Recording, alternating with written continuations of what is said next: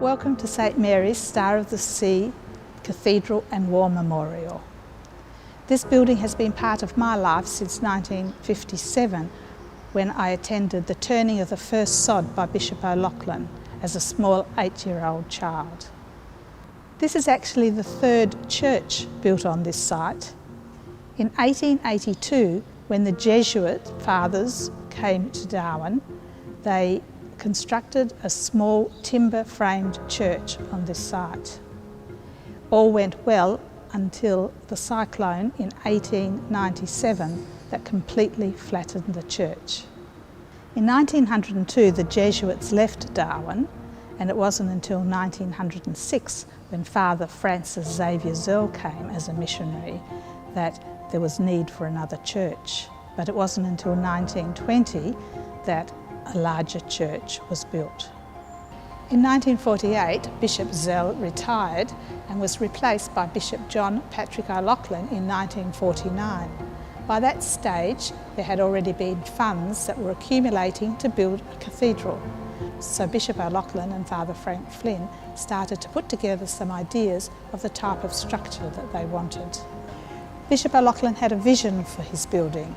He wanted a cathedral that was to be contemporary in style, with strong, direct, majestic but simple lines, and a building that would reflect the youth and the tropical nature of Darwin. By 1955, plans had been drawn up for the building of the cathedral.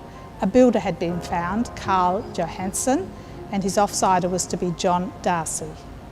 John Darcy came to Darwin as a 23-year-old in 1957 as a lay missionary. The bishop tested out his skills by first getting him to build some desks and chairs for St Mary's School, and then later he sent him off to the Daly River to build St Francis Xavier Church, and then to Fanny Bay to build a small school, St Margaret Mary's. When Carl Johansson, the original builder, left after 2 years, the bishop realised that John Darcy could do the job of taking over as the main builder. So at 25, John built this cathedral. The foundation stone was laid by Bishop O'Loughlin in 1958. The stone itself was a large piece of grey marble that came from the open-cut uranium mine at Rum Jungle in the Northern Territory. The foundation stone has many NT relics buried within it.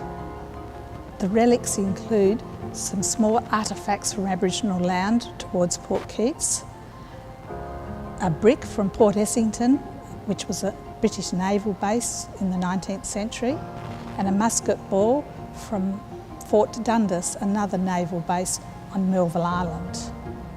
Bishop O'Loughlin wanted to use the resources from the territory to build the cathedral. The porcelainite stone that the cathedral is made up of comes from a quarry less than 1 mile away from the cathedral site. The parquetry floors are cypress, and the main doors of the cathedral are ironwood. Both timbers were felled and milled at the Tiwi Islands by local people.